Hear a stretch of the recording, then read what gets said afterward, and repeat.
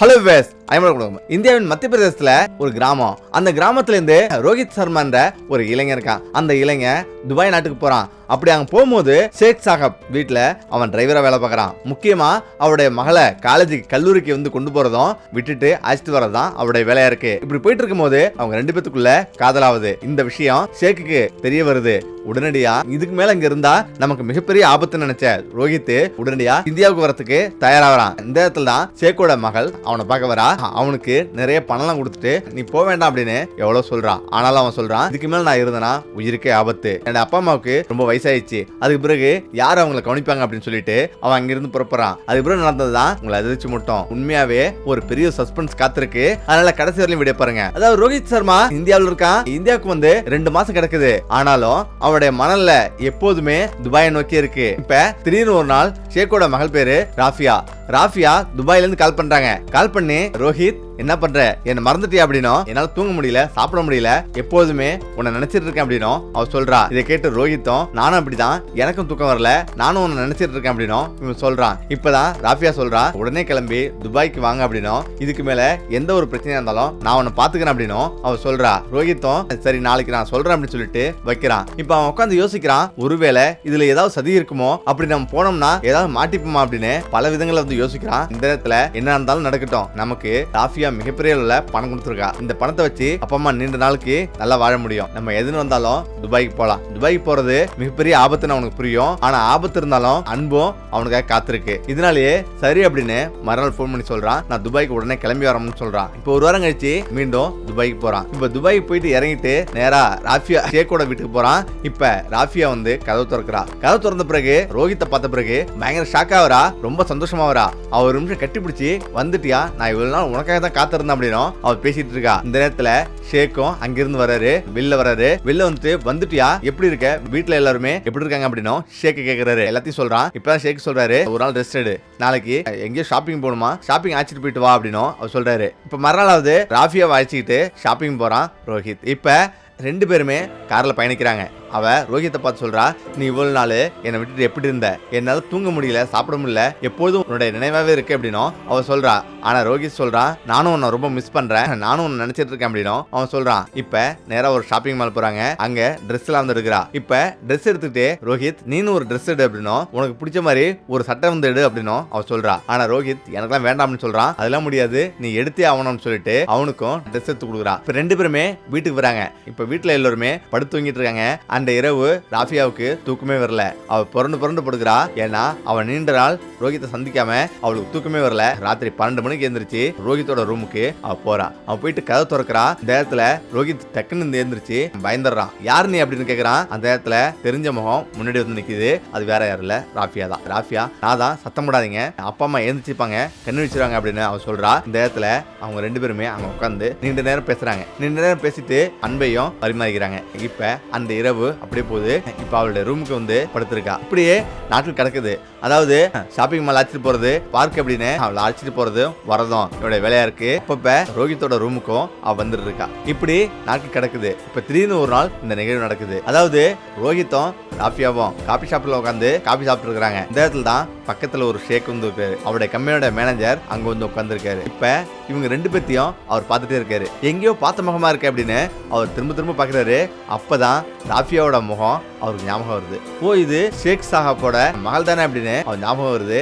அவரு ஒரு நிமிஷம் ஷாக் ஆகி அப்படியே வந்து உட்காந்துருக்காரு. இந்த இடத்துல தான் ராஃபியா சொல்றா, எங்க கம்பெனியோட மேனேஜர் அவர் உட்காந்துருக்காரு, நீ எதுவுமே பேசாத, நீ அப்படியே வந்து அமர்ந்துரு அப்படின்னு சொல்லிட்டு அவளு சொல்றா. அப்படியே அமர்ந்திருக்காங்க. இப்ப கொஞ்ச நேரம் கழிச்சு அந்த மேனேஜர் ஏஞ்சி போயிடுறாரு. இவங்க 2 பேருக்கும் என்ன சொல்றதுன்னு தெரியல. 2 பேரும் அமைதியா அவங்க கார்ல வந்துடுறாங்க. இப்ப வீட்டுக்கு வந்த பிறகு மேனேஜர் எப்படிதான் சொல்றான், இதுக்கு பிறகு என்ன பண்றது அப்படின்னு ரொம்ப திக்குன்னு அவங்க 2 பேரும் பயத்தோடயே வந்துட்டு இருக்காங்க.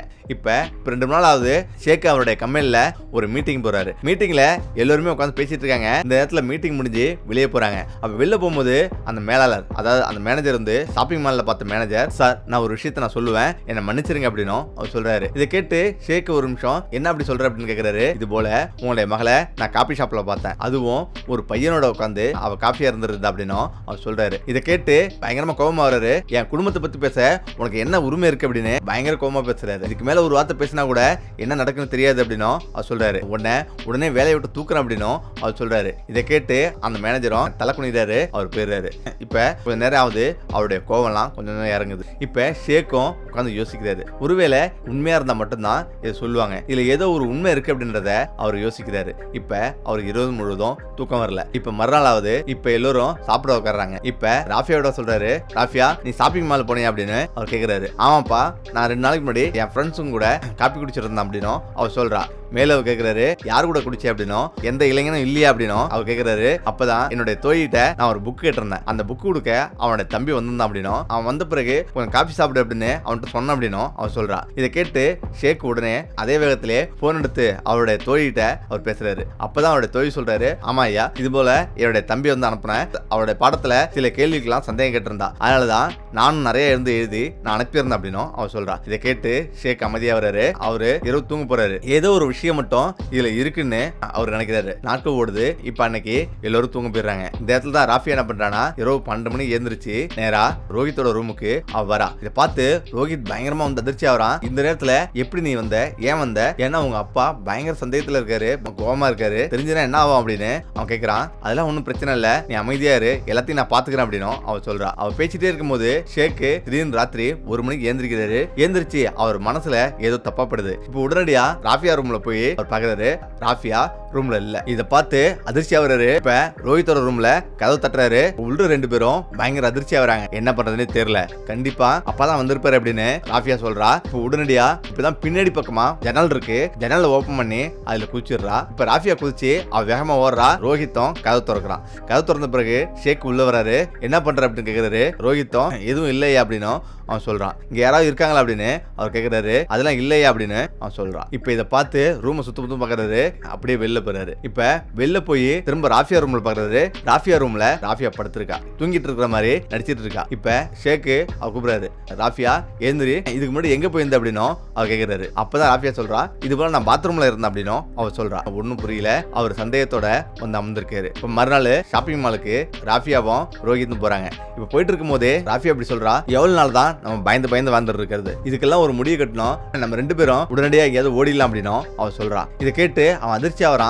எங்க போறது, ஏதாவது பெரிய பிரச்சனை வரும் அப்படின்னும் ரோஹித் சொல்றான். இப்ப ராஃபியா சொல்றா, நம்ம 2 பேரும் இப்படியே வந்து பயந்து பயந்துட்டு எவ்வளவு நாள் தான் இருக்க முடியும், வாழ முடியும், நம்ம 2 பேரும் இந்தியாவுக்கு போயிடலாம் அப்படின்னு அவன் சொல்றான். இதை கேட்டு ராஃபியாவும் ரோஹித்தும் யோசிக்கிறான். இப்ப சரி, நீ உன்னுடைய பாஸ்போர்ட் கொடு, நான் அப்ளை பண்றேன், 4 நாள்ல விசா வந்துடும், அதுக்கு பிறகு நம்ம 2 பேரும் கிளம்பிடலாம் அப்படின்னு அவன் சொல்றான். இப்ப நாட்கள் கிடக்குது. இப்ப விசாவுக்கு அப்ளை பண்ணி விசாவும் வந்துருச்சு. அன்னைக்கு காலையில 8 மணிக்கு ஃபிளைட். இப்ப 2 பேரும் கிளம்பி உடனடியா அங்கிருந்து போயிடுறாங்க. ஏற்கனவே ஒரு ஹோட்டல்ல ரூம் எடுத்திருக்காங்க, புக் பண்ணிருக்காங்க. இப்ப அந்த ரூமுக்கு போறாங்க. இப்ப 2 பேரும் அமர்ந்திருக்காங்க. ஆனா இன்னும் 6 மணி நேரம் தான் ஃபிளைட் வரதுக்கு இருக்கு. இப்ப 2 பேரும் அவங்க மனசுல திக் திக்னு இருக்கு, என்ன நடக்க போகுது அப்படின்னு யோசிச்சுட்டே இருந்திருக்காங்க. இப்ப காலையில ஷேக் எழுந்திருக்கிறாரு. ராஃபியா ரூமை தட்டுறாரு. ஆனா ராஃபியா கதவு திறக்கல. இந்த இடத்துல தான் ஓபன் பண்ணி பாக்குறாரு. ராஃபியா வீட்டுல இல்ல, ரூம்ல இல்ல. இதை கண்டு பயங்கரமா அதிர்ச்சியா வர்றாரு. உடனடியா ரோஹித்தோட ரூம்லையும் பாக்குறாரு. ரோஹித்தும் இல்ல. இப்ப அவர் பயங்கரமா கத்துறாரு, அவங்க 2 பேரும் நம்மளை ஏமாத்திட்டு ஓடிட்டாங்க அப்படின்னு அவர் சொல்றாரு. இப்ப அவர் போலீஸ்க்கு போல. ஏன் போல அப்படின்னா, அவர் போலீஸ் போனா அவருடைய மானமே போயிடும். இது மட்டும் இல்லாம பேப்பர்ல போட்டு கீழே கிச்சிருவாங்க. அதுக்காகவே பயந்துகிட்டு இவரு போலீஸ்க்கு போகாம அவருடைய காவலர்களை கூப்பிட்டு, இது போல என்னுடைய மகள் எங்க இருக்காங்கன்னு தேடுங்க அப்படின்னு ஏர்போர்ட், ஷாப்பிங் மால், பார்க் அப்படின்னு பல ஏரியாவில் தேட சொல்றாங்க. இப்ப எல்லா ஏரியாவிலையும் ஷேக்கோட காவலர்கள் தேடுறாங்க. இப்ப ராஃபியா சொல்றா, எனது அப்பா சும்மா இருக்க மாட்டாரு, கண்டிப்பா அவருடைய ஆட்கள் நம்ம வந்து தேடிட்டு இருப்பாங்க, இப்ப நம்ம சந்தேகம் இல்லாம நம்ம போய் ஆகணும் அப்படின்னு அவர் சொல்றா. ரோஹித் என்ன சொல்றானா, கண்டிப்பா நம்மளோட தோற்றத்தை வந்து மாத்திப்போம் அப்படின்னு அவன் சொல்றான். இப்ப அவங்க 2 பேரும் ஒரு ஷாப்பிங் போயிட்டு முழுவதும் அவங்க தோற்றத்தை வந்து மாத்துறாங்க. அதாவது ரோஹித் தாடி வந்து வச்சுக்கிறான், கண்ணாடி போட்டுக்கிறான். அதே போல ராஃபியாவும் மாடர்ன் ட்ரெஸ் வந்து கொடுத்துறான். ஒரு அரபி பெண்ணு மாதிரி இல்லாம அமெரிக்கன் ஆஸ்திரேலியா மாதிரி ட்ரெஸ் வந்து போடுறான். இப்ப ட்ரெஸ் போட்டு தலையில ஒரு கேப்பை அணிஞ்சுக்கிறான். இப்ப அவங்க 2 பேரும் ஏர்போர்ட் நோக்கி போறாங்க. இப்ப எங்கேயுமே ஷேக்கோட காவலர்கள் ராஃபியாவை தேடிட்டு இருக்காங்க. இப்ப அவங்க மெதுவா ஏர்போர்ட்டை நெருங்குறா. அங்க 2 காவலர்கள் நிக்கிறாங்க. இப்ப அவங்க நெருங்கி போறாங்க. அவங்க 2 பேத்துல ஒருத்தன் கையை காட்டுறான். நீங்க யாரு, எங்க போறீங்க, உங்களுடைய பாஸ்போர்ட்டை காட்டு அப்படின்னு அவன் சொல்றான். இப்ப ரோஹித் சொல்றான், ஐயா என்னோட வீட்டுல ஒரு மரணம் நிகழ்ந்துச்சு, அந்த மரணத்துக்காக நாங்க உடனே செல்லணும், எங்களை வழி விடுங்க, ஃபிளைட்டுக்கு நேரமாச்சு அப்படின்னு அவன் சொல்றான். உன்னுடைய பாஸ்போர்ட்டை கொடு அப்படின்னு அவன் கேட்கறான். பாஸ்போர்ட்டை வாங்கி பாக்குறான். இப்ப அவனுக்கு வாக்கி டேக்கில் யாரும் கூப்பிடுறாங்க. இப்ப அவன் அந்த வாக்கி டேக்கை வந்து எடுக்கிறான். எதிர்முனையில் உள்ளவங்க அவங்க 2 பேரும் மாதிரியே இங்க ஒருத்தவங்க இருக்காங்க, உடனே வாங்க அப்படின்னும் அவங்க சொல்றாங்க. இதை கேட்டு சரி நீங்க போங்க அப்படின்னு சொல்லிட்டு அவனும் வேற எங்கேயே போயிடுறான். இப்ப இவங்க 2 பேரும் வேக வேகமா உள்ள வராங்க. ஃபிளைட் ஏறுறாங்க. ஃபிளைட் ஏறிட்டு அப்பாடா அப்படின்னு பெருமூச்சு விடுறாங்க. 2 பேருமே இந்தியா வந்து சேர்றாங்க. இந்தியா வந்து சேர்ந்துட்டு அவங்களோட புதிய வாழ்க்கையை தொடங்குறாங்க. அதாவது ஒரு மிகப்பெரிய ஒரு வீடு கட்டுறாங்க. அந்த வீட்டில் அப்பா அம்மாவை வந்து வச்சுட்டு இவன் பெரிய ஒரு ஷாப்பிங் மால் ஓப்பன் பண்றான். ஷாப்பிங் மால் ஓப்பன் பண்ணி இப்ப ரோஹித்தும் அவனுடைய மனைவி ராஃபியாவும் கவனிச்சுக்கிறாங்க. அவனுடைய வாழ்க்கை சந்தோஷம் போயிட்டு இருக்கு. ஓகே, நம்ம இந்த வீடியோ பிரச்சனை மீண்டும் அடுத்து சந்திப்போம். நன்றி, வணக்கம்.